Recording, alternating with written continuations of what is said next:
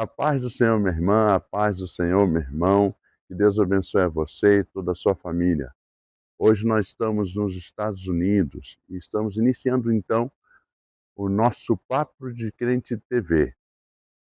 Nós estamos aqui para fazer um comparativo entre o sistema de saúde brasileiro e o sistema de saúde usado pelos americanos e como isso afeta a vida dos nossos irmãos em Cristo, tanto aqui quanto no Brasil.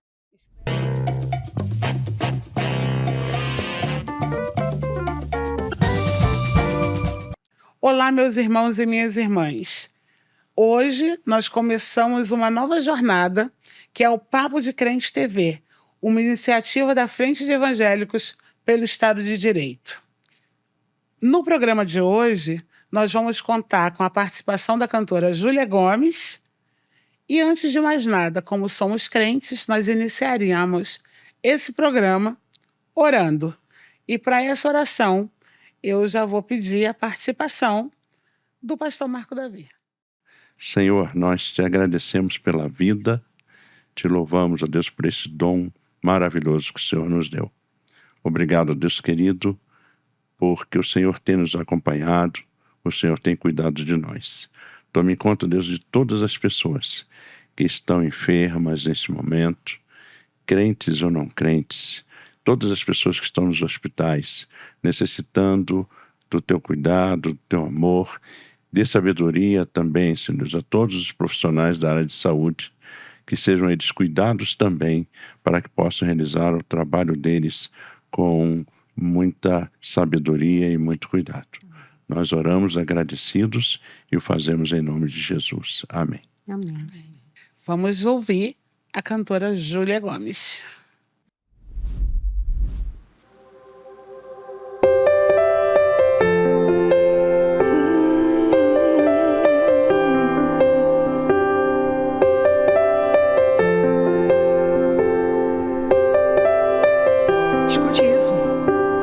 Tá chorando porque se você tem Deus que cuida de você, e jamais te esqueceu, Ele sabe de tudo que você está passando e mandou te dizer que Ele está cuidando. Pensa aí.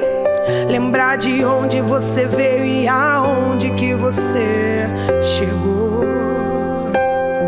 Lembrar de todos os livramentos que você já passou. Nem era pra você estar aqui, mas Deus falou assim: esse aí vou levantar. É você mesmo. E onde colocar a mão eu vou abençoar. Escute isso. Não chore, quem cuida de você não dorme. Levanta, tem muita gente que te ama. Deus mandou te dizer que vai acontecer. Deus mandou te falar que tudo vai passar. No programa de hoje, como a Valéria já falou, a gente vai conversar sobre saúde pública. Nós decidimos iniciar essa jornada conversando sobre o Sistema Único de Saúde, o SUS. A gente também vai falar sobre os diversos serviços de saúde oferecidos pelos Estados Unidos e tentar fazer uma comparação, para que a gente possa avaliar os nossos desafios, quais são os nossos pontos positivos, o que o SUS tem, o que o SUS oferece e quais os desafios enfrentados pela população americana nos Estados Unidos. Bem, primeiramente, obrigada pelo convite, Valéria, Fernanda, pastor, uma honra poder estar com o irmão aqui para conversarmos sobre saúde, né? É tão importante. Bem, falar sobre o Sistema Único de Saúde é sempre muito gratificante para todo profissional de saúde, porque a gente reconhece que houve uma transformação muito grande, profunda no nosso país, né? O Sistema Único de Saúde, ele nasce, como você colocou, a partir da redemocratização do país, e ele tem como desafio ser um programa de saúde que atinge toda a população brasileira. E aí a gente já tem a primeira mudança importante, que é a universalização do atendimento em saúde para toda a população. Esse é um desafio ainda, né? Mas, sem dúvida nenhuma, houve um avanço enorme no alcance dessas pessoas. Então, antes as pessoas não tinham acesso, toda a população, a um atendimento de saúde qualificado, e hoje o Sistema Único de Saúde ele é universal, como princípio, né, e como objetivo. Além disso, a capilaridade. Era muito comum antigamente você precisar fazer grandes deslocamentos para conseguir um atendimento de um especialista ou até mesmo de emergência. E com o Sistema Único de Saúde vigente, foi possível, então, criar um sistema com capilaridade, de forma que todo município no nosso país enorme, né, nesse Brasil gigante, todo município ele tem uma unidade básica de saúde, ele tem o Sistema Único de Saúde ali para o atendimento das pessoas, né? Então, é uma realidade que também transformou comunidades muito longínquas e distantes do nosso país, quilombolas, ribeirinhos, população indígena, população sertaneja, tantas pessoas espalhadas no nosso país que estão em lugares muito difíceis, mas que hoje, em virtude da capilaridade, também foram atingidas, né? Conversamos com a pastora metodista Kerolin Cavaness, líder da Igreja Metodista Africana Mother Bethel, na Filadélfia, nos Estados Unidos, sobre os desafios enfrentados pelo sistema de saúde norte-americano. Muitas pessoas não conseguem ter acesso a cuidados preventivos. Então, poder saber quais são suas taxas de saúde, sua pressão arterial, saber seu IMC, poder fazer uma mamografia, ou para os homens, sabe, fazer exame de câncer de próstata, certo? E então é isso, sabe? E isso na maior parte, e pelo que tenho visto, é reativo. Algo tem que doer. Ou eu não estou me sentindo bem e não aguento mais essa dor.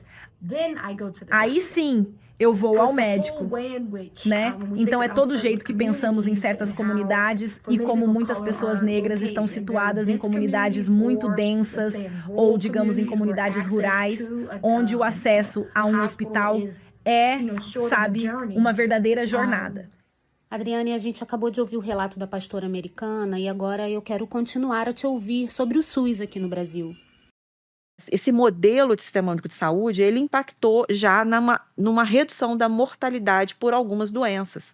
Acho que é muito comum para todos nós aqui que estamos mais ou menos na mesma idade, a gente se lembra da quantidade de crianças que morriam em virtude de desnutrição, né? Essa era uma chaga triste, especialmente que acometia mais comumente a região norte e nordeste do nosso país, e que com o Sistema de Saúde Único de Saúde a gente conseguiu reduzir drasticamente a mortalidade infantil. Esse é um grande avanço. Isso em virtude de várias outras políticas que a gente pode conversar também, né, que por causa da capilaridade, conseguiram avançar e produzir saúde para as nossas crianças, para a nossa família em geral, para as pessoas no país. Inclusive, quando você fala da morte das crianças, que era um problema endêmico no Brasil, e a gente vê que a solução disso vem de um sistema de saúde, vem de uma alimentação, de um equilíbrio na alimentação, garantindo a segurança alimentar dessas famílias e suas crianças. São fatores combinados que fizeram com que as nossas crianças parassem de morrer. Me lembro da primeira vez que fui ao sertão brasileiro, e isso no início dos anos 2000. E era possível ver naquele tempo, nas vendas que vendiam arroz e feijão para a comunidade, os pequenos caixões. Eram caixões chamados de caixões de anjinho, né? Porque fatalmente uma família que tivesse 5, 6 filhos, metade deles já nascia condenado à morte, né? Então, é um presente de Deus a gente ter um sistema único de saúde que se importou e ajudou a gente a diminuir esses índices. Eu queria também falar uma outra coisa enquanto eu te ouvia sobre o sistema único de saúde. é que eu chego da igreja no domingo e eu gosto de ver televisão. A minha forma de relaxar, depois que eu faço almoço, eu vou ver televisão. E adoro séries médicas. Eu amo as séries médicas. Isso já há muitos anos. Eu acho que eu comecei com IA, né? Emergência médica, George Clooney, né? Começando na televisão. E de lá para cá passaram muitas séries. E eu tenho assistido uma agora que se chama The Pitt, que é o hospital de Pittsburgh, nos Estados Unidos. E é uma série muito realista, uma série muito bacana, porque além de mostrar os procedimentos médicos ali acontecendo na dinâmica de um hospital de emergência, que eu sempre fecho o olho quando eu vejo as cenas mais, né, porque eu não tenho nenhuma vocação para ser profissional de saúde.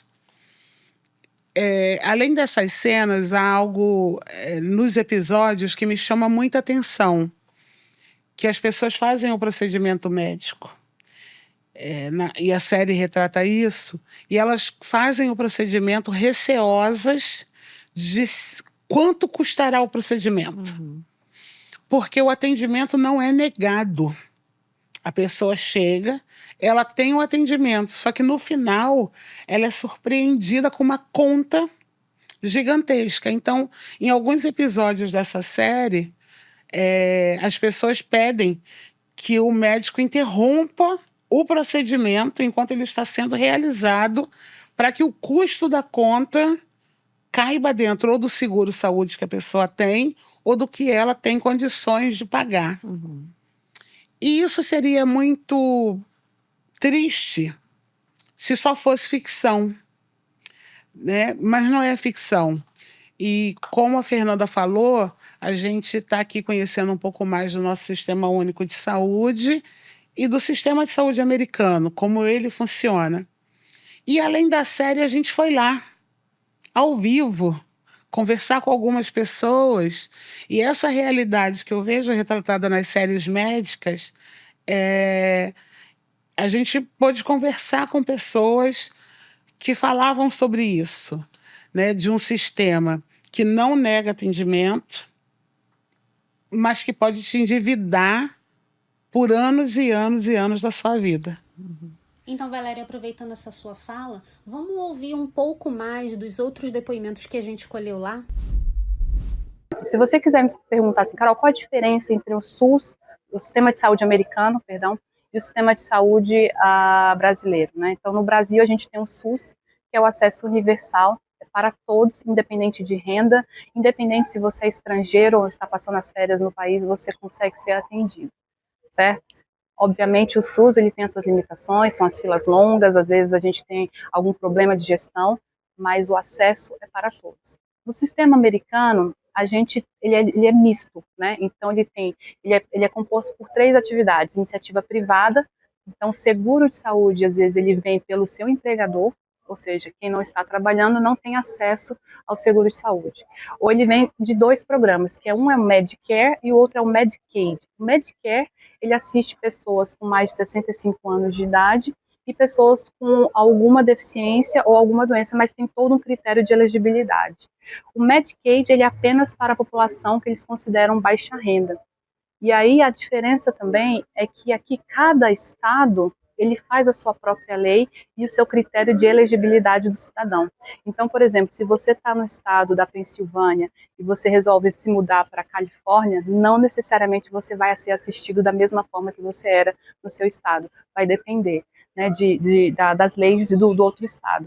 Então, isso é um pouco confuso aqui para a população e nem todo mundo tem acesso, né, à saúde. E as pessoas, isso é uma coisa que as pessoas aqui, elas têm uma certa dificuldade, vou até dizer assim, um pavor, quando a gente fala de ficar doente. As pessoas geralmente falam, não me leve para emergência, não me leve para o hospital, porque a conta chega, e quando a conta chega é uma conta assim, exagerada, uma conta assim, que as pessoas não têm condições de pagar, e a gente ouve muitos relatos de depressão, de pessoas que acabam até cometendo, enfim, tendo atitudes, né, desfavoráveis em relação à sua própria saúde, em relação à vida.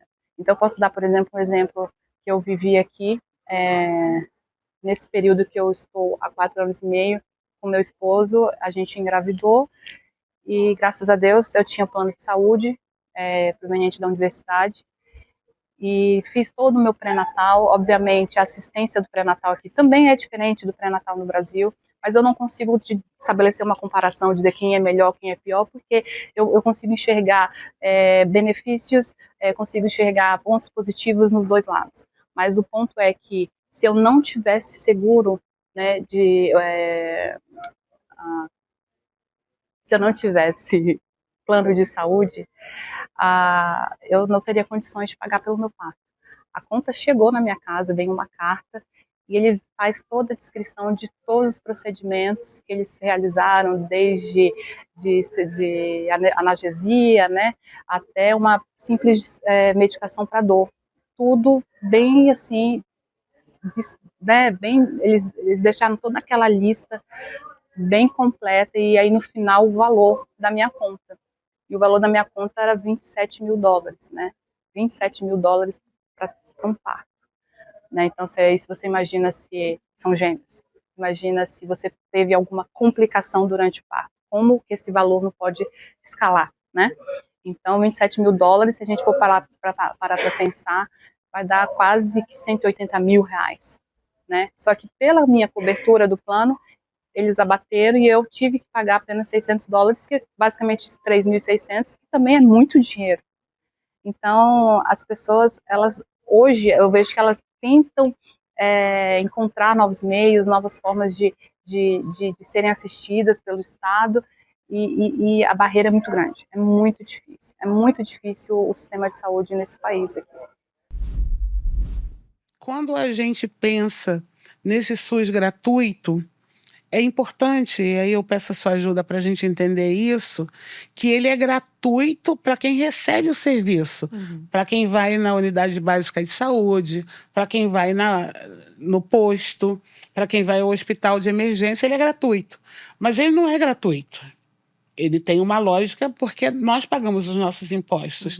Como é que funciona esse sistema, né, que tem um custo?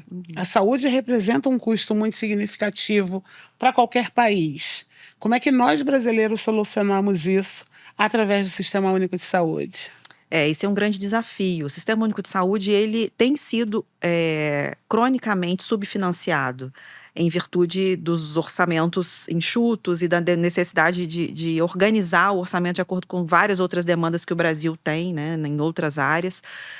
A questão do Sistema Único de Saúde ser subfinanciado, ele impõe também dificuldades, né, de ampliação, por exemplo, do atendimento de especialidade, por especialidades, do aumento de profissionais da saúde concursados em especial, para que possam também criar raízes no atendimento, principalmente no atendimento das famílias, né? Então, assim, apesar disso, apesar do nosso subfinanciamento,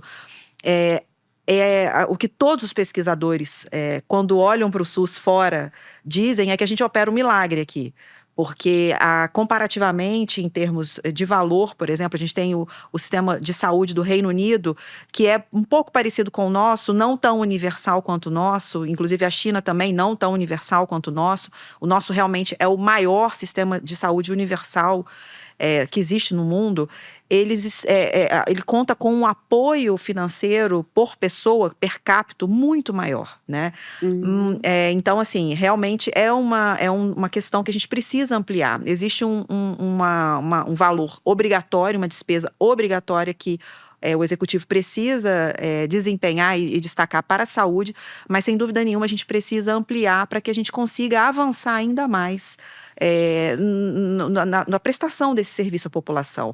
E é importante dizer, Valéria, que 70% da população só utiliza exclusivamente o Sistema Único de Saúde. Então, é uma parte muito expressiva da população. E mesmo para aqueles que têm o plano de saúde suplementar, né, que não utiliza exclusivamente o SUS, eles também utilizam o SUS. Claro. Utilizam o SUS quando, por exemplo, você precisa de sangue vai fazer uma cirurgia, pode fazer uma cirurgia no hospital privado, maravilhoso. Mas se você precisar de sangue, ele vai vir de um banco de sangue do Sistema Único de Saúde. de vacina, quando você vai ao posto vacinar. vigilância sanitária. A vigilância sanitária que mantém a organização e a segurança de todo o sistema de saúde, particular, privado ou público, né? Você precisa do SUS quando você sofre um acidente na rua, e aí quem vai te atender, o SAMU, vai ali te recolher e vai te levar para um hospital de emergência, de grande emergência, que é, de fato, o melhor lugar para qualquer um de nós estarmos num momento como esse de trauma. Então, sem dúvida nenhuma, há uma necessidade de ampliar e de melhorar esse atendimento. Mas é preciso que seja dito que todos esses elementos, eles aumentam a qualidade de vida do brasileiro de uma forma, e aumentaram de uma forma muito expressiva, diferente, por exemplo, da população americana, que tem sofrido muito com uma redução da qualidade de saúde, né? Vários problemas crônicos, a gente sabe que existem no país, né? Questão da obesidade, diabetes, cardiopatias, tratamento de câncer, a dificuldade da população em acessar esse tipo de atendimento complexo, caro, né? E essa medicação não é disponível, e enquanto, com todas as dificuldades que temos no Brasil, a pessoa em tratamento de câncer, por exemplo, que demanda quimioterápicos caros, ela tem acesso a esse atendimento, né? Então, sem dúvida nenhuma, é muito legal ver essas séries, é bem bonito. Mas essa entrelinha dessa cena que você observou, nem todo mundo observa, e é muito bacana que a gente possa trazer, porque é uma realidade que talvez o nosso SUS não seja tão bonitinho quanto o do IA, Sim, mas ele alcança todos, e é um impacto. Ninguém fica endividado. Ninguém fica com medo de receber um atendimento. Exato, você não se preocupa com isso. Né? O processo de diagnóstico do câncer que eu tive aqui, ele foi um pouquinho desafiador, né? Porque como estudante internacional, eu tenho por obrigação ter um convênio, que aqui é o seguro-saúde deles, né? E mesmo com o convênio, eu ainda tenho um custo muito grande se eu quiser fazer qualquer tipo de consulta. Então, para ir ao médico, eu precisei entender um pouco, primeiro, que médico que eu precisava ir. Eu tive que fazer alguns exames, eu paguei por cada exame separadamente. Mesmo tendo convênio, eu tive que pagar por cada tipo de exame que eu tive que fazer. Tive que pagar pela consulta médica, e às vezes o médico ele me ligava para me dar o resultado do exame, e ele também cobrava por essa consulta, digamos assim. Então, assim, foi muito difícil, porque depois, a partir do momento que eu recebi o diagnóstico, eu comecei o tratamento, né, do câncer, só que eu ainda precisei fazer uma cirurgia para colocar o catéter, para poder receber a quimioterapia, e a cirurgia era mais de $100 mil. Por sorte, o convênio cobriu uma boa parte, mas ainda ficou um custo bem importante ali só da cirurgia. Depois da cirurgia também mais outros $100 mil por cada sessão de quimioterapia. E o que ajuda muito aqui são ONGs, né?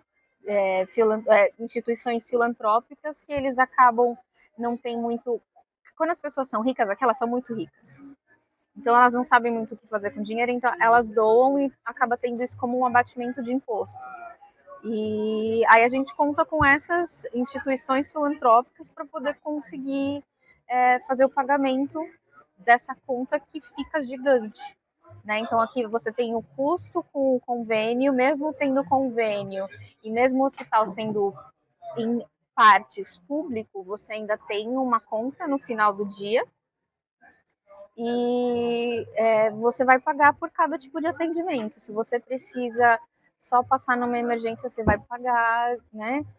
Então a conta ela vai ficando muito, muito grande mesmo. E o que ajudou com tudo isso foram as instituições filantrópicas que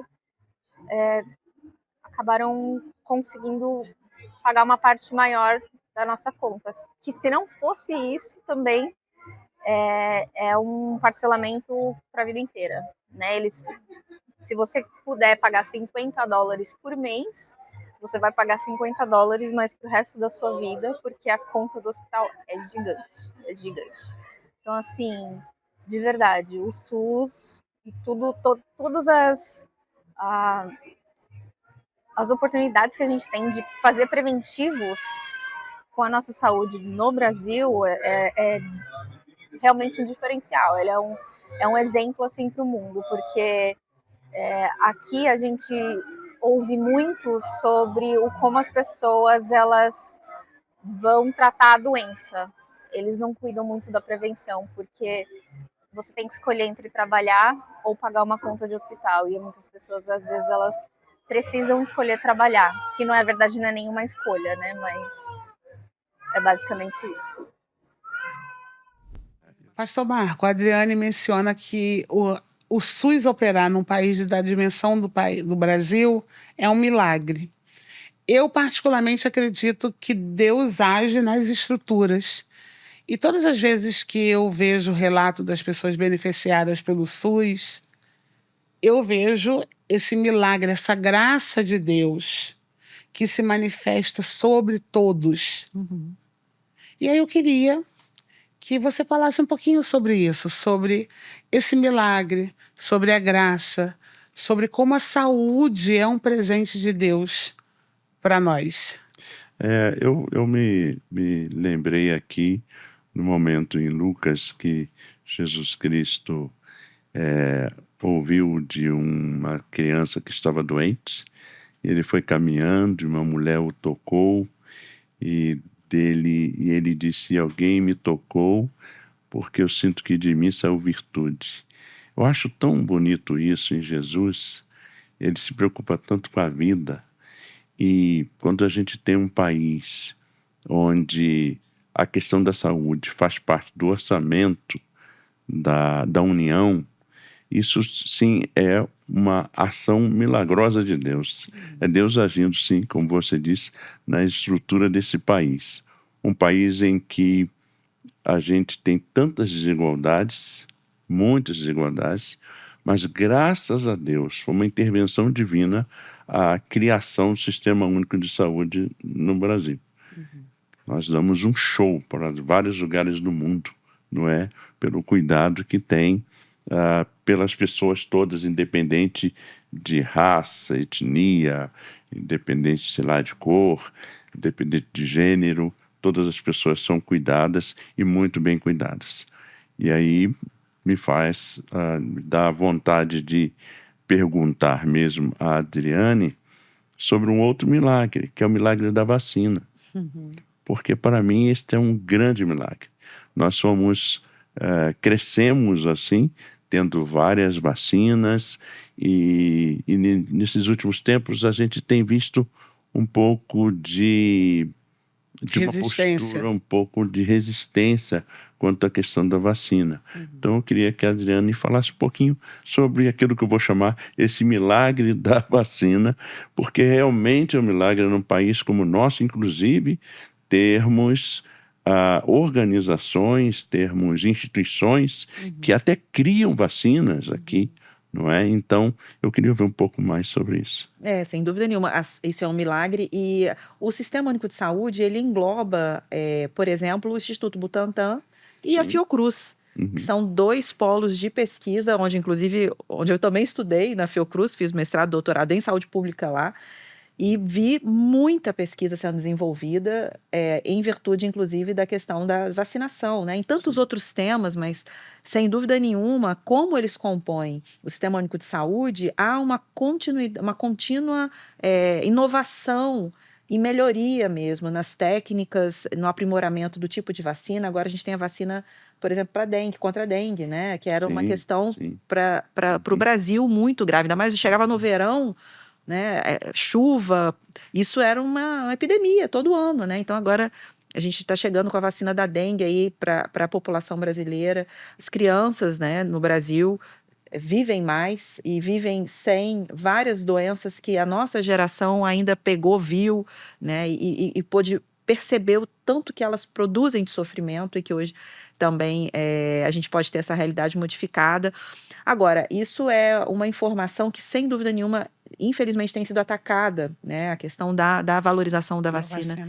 E acho que a gente precisa trazer luz mesmo para essa realidade e E para que haja, de fato, para que o nosso povo, né, para que o povo de Deus, que a população brasileira, ela possa enxergar essa bondade de Deus manifesta a partir da descoberta da vacina e da disponibilidade que ela tem para proteger nossas crianças, proteger nossos filhos, né? Isso é fundamental, né? Fernanda tem filhos pequenos e eu acho que isso é fundamental.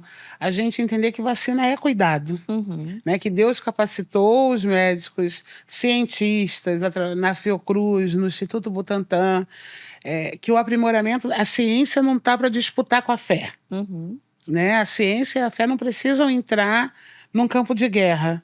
Elas podem e devem caminhar juntas, né? Porque quando falta a ciência, a gente sabe o papel da fé. Mas não está faltando ciência para a gente vacinar ninguém. Então, a gente tem acesso às vacinas, como você falou. Isso. E então a gente pede às nossas irmãs que têm os seus filhos pequenos, que não se esqueçam de vacinar os seus filhos. Não só os pequenos, porque o nosso calendário de vacinação não é só para Não, crianças, ele é imprescindível para as crianças, mas ele também é necessário para os adultos, né? Há vacinas que adolescentes devem tomar, vacinas que adultos devem tomar, há vacinas que idosos devem tomar, Gestantes, né? Gestantes devem A tomar. última vacina agora que o governo federal anunciou, que é a vacina contra a bronquiolite, que as Exatamente. gestantes devem tomar para que as crianças já nasçam Com seus pulmões protegidos. Fernanda, você que tem criança pequena, já viu o cartão digital agora? Envia. É uma inovação também, É uma inovação. Né? E Porque você tinha antes aquele cartão de papel, né? Que é muito legal, acho que faz parte da nossa história, né? Todo mundo tem. Mas, assim, dentro de uma realidade brasileira, a gente conhece as dificuldades das pessoas. Às vezes mudam de um lugar para o outro, enchente, perde documento. E aí você ter um sistema eletrônico de carteira que todas as informações estão ali guardadas, né? É uma segurança para a gente que é mãe, né? E também para o próprio profissional de saúde, de ter certeza que aquilo foi feito ou não foi feito, Porque né? o cartão de papel podia ser cartão de papel adulterado, pode ser né? Pode ser adulterado, pode ser perdido. E o digital te dá essa segurança. Você trouxe essa informação do cartão digital, que é muito, né, uma evolução de verdade. A gente ouviu o relato de uma jovem que está nos Estados Unidos agora, que é a Caroline Calado, que a gente vai colocar, disponibilizar para os ouvintes poderem também conhecer o depoimento dela. Ela fala justamente sobre essa dificuldade de integração das informações, né? Como lá são diversos serviços diferentes de saúde, privados, alguns públicos, né? Não há essa integração. Apesar do serviço ser muito bom, ter muita qualidade, a informação não é compartilhada, né? Não existe um sistema em que as informações de saúde daquela pessoa que foi atendida, que passou por um procedimento e recebeu todas aquelas medicações, não tem um lugar em que, se ela sai do estado dela e vai para um outro estado, o outro profissional de saúde acesse. Então, isso faz toda a diferença, né? Porque se você tem uma doença crônica, por exemplo, o que você fez de tratamento até um momento, se você não tem isso arquivado, se você não tem como levar isso para o próximo profissional, vai começar tudo, né, de onde? E o cartão de vacinação é um exemplo dessa evolução e da importância de ter a informação socializada num sistema. Acabei mudando de país para acompanhar o meu esposo num programa de doutorado. E no Brasil, eu trabalhei por mais quase 10 anos pelo SUS, né? Então, eu trabalhava num hospital de alta complexidade, de assistência de alta complexidade, e é uma organização social, o Hospital da Criança de Brasília, e os pacientes eram 100% atendidos, assistidos pelo Serviço Único de Saúde, pelo SUS. Então, a partir do momento que eu mudei para os Estados Unidos, eu tive que fazer um recomeço na minha jornada profissional, né? Comecei a procurar as opções que eu tinha as oportunidades para mim, e ao mesmo tempo eu fui me inserindo e tendo vivências também aqui no país com a população. Então, eu trabalhei em vários projetos aqui de educação nutricional em comunidades, e também em escolas, né, escolas públicas, e aí de perto eu comecei a perceber que existe sim diferença. Às vezes a gente fica na nossa pensando que os Estados Unidos, né, são um país que não tem desigualdade, que as pessoas, né, têm acesso. E quando você vive a experiência, você percebe que não é tão diferente do Brasil nesse aspecto do que diz respeito a serviços de saúde, né? A gente tem o SUS no Brasil é para todos, é o acesso universal, independente da sua renda. Aqui não, a gente não tem um serviço universal. A gente tem um programa, a gente tem programas federais e a iniciativa privada. Então, sendo que os programas federais, ele tem 2 tipos, né? Um chamado Medicare, que ele assiste pessoas com mais de 65 anos de idade e pessoas com alguma doença ou deficiência, e tem o Medicaid, que é para a população de baixa renda, e depende de critérios, né? Então, uma coisa é importante também destacar, e vocês perceberem que cada estado aqui vamos dizer que tem a sua lei. Então, não necessariamente, se você é assistido por um programa do governo aqui chamado Medicaid no seu estado, se você mudar de estado, você vai conseguir a mesma assistência. Isso, por exemplo, no Brasil, a gente consegue, a gente chama isso de integração. Se você está lá no Chuí e precisar ser atendido no Rio Branco, o sistema se comunica e você consegue essa assistência. E o médico do Rio Branco, ele vai ter acesso ao seu prontuário e à sua história. Aqui, não necessariamente você vai ter acesso ao serviço de saúde, muito menos o médico vai ter acesso ao seu prontuário e à sua história. E sem contar que o fato de não ser gratuito, nem toda a população tem acesso. Então, assim, apesar de ser um serviço de alta tecnologia, né, avançado, ele é muito desigual. E o americano sofre muito com isso. A gente percebe que o caminho tem sido procurar sistematizar e organizar os sistemas que regulam a nossa vida do ponto de vista de burocracias, né, de Estado, em busca disso. O SUS hoje ele tem um sistema que tem caminhado para uma digitalização, né, uma integralização em relação à unidade da comunicação em saúde. Inclusive, vários dados são gerados e são disponibilizados para toda a população, né, para saber como está, por exemplo, o índice de criança com diarreia no meu município lá do interior. Ela pode entrar no DataSUS, que é um sistema do SUS, ir lá e fazer uma pesquisa, morte por diarreia em criança de tantos anos. Você vai descobrir se esse é um problema na sua comunidade, no seu bairro, na sua região. A gente vai falar muito sobre o DataSUS aqui, né? Acho que no Papo de Crente TV, a gente vai ter o desafio de apresentar todos esses serviços. Muita coisa. A cada programa nosso, para que a população, para que os nossos irmãos, porque esse é um programa de pessoas crentes que acreditam em Jesus Cristo, para pessoas crentes que também acreditam em Jesus Cristo. E acreditando em Jesus Cristo, a gente acredita nesses milagres que acontecem beneficiando todo um povo, né? A gente sabe os milagres individuais, daquilo que Deus atende, que está no meu coração ou que não está no meu coração, mas que Deus se manifesta na minha vida de forma individual. Mas a gente também reconhece a manifestação de Deus sobre a coletividade, sobre um povo, né? E acho que todas essas informações, e falar do DataSUS vai ser muito importante, porque além de mapear crianças com diarreia, a gente pode mapear, por exemplo, porque está no DataSUS, os dados sobre violência contra a mulher. Sim. Porque essas mulheres, elas são acolhidas, as que sofrem agressões, elas são acolhidas primeiro atendimento numa unidade pública, não é? Dependendo da situação. Então, esses dados estão registrados lá também. Todos os acidentes por violência e saúde são registrados? São todos registrados no DataSUS. Então, toda a violência está registrada no DataSUS. E vai ser muito importante a gente falar sobre isso, para que a gente também tenha condições de usar isso, né, para construir as nossas posições, para que nas nossas conversas com os nossos irmãos a gente possa usar esses dados, a gente possa trocar ideias sobre como essas coisas funcionam, evitando, assim, cairmos na falácia das informações que não são verdadeiras. Pode ser. Vamos, de novo, mais uma vez, ser agraciados com a voz da Júlia Gomes.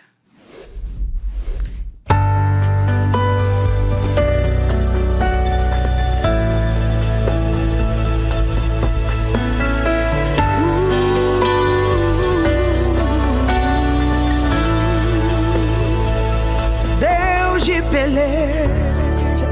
És o segredo da vitória da igreja. O teu poder se aperfeiçoa nas fraquezas, e não há limites para o teu agir. Deus de milagres, ao seu falar o vento calha, o mar se abre.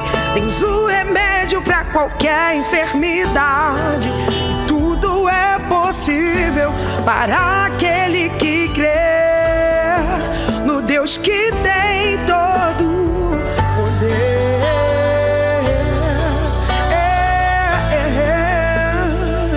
Deus de peleja, és o segredo da vitória da igreja. O teu poder se aperfeiçoa nas fraquezas, e não há limites para o teu agir. Deus de milagres, ao seu falar o vento calha, o mar se abre. Tens o remédio para qualquer enfermidade, e tudo é possível para aquele que crê no Deus que tem todo o poder. Tudo é possível ao que crê. Tudo é possível ao que crê. Tudo é possível ao que crê. Tudo é possível ao que crê no Deus que tem nas mãos todo o poder. E aonde você estiver, declare isso com fé, que tudo é possível ao que crê. Amém. Obrigada, Júlia, por mais esse momento de louvor, de adoração. Eu espero que você que está nos assistindo, que acompanhou esse programa, esse episódio, tenha sido abençoado com essas informações e também com esse louvor. Se você gostou desse programa, se inscreva no nosso canal. Compartilha com os amigos, com os irmãos da sua igreja, nos grupos de WhatsApp. Espalha esse conteúdo para todo mundo. Vamos encerrar, então. O crente sempre começa e termina com uma oração. Eu vou pedir ao pastor Marco Davi que encerre este programa com uma oração. Ao invés de orar, eu quero dizer para você, meu irmão, minha irmã, que a graça do Senhor Jesus Cristo, médico dos médicos, que o amor incondicional de Deus Pai, que o consolo e a alegria do Espírito Santo sejam sobre a sua vida, hoje e sempre. Amém.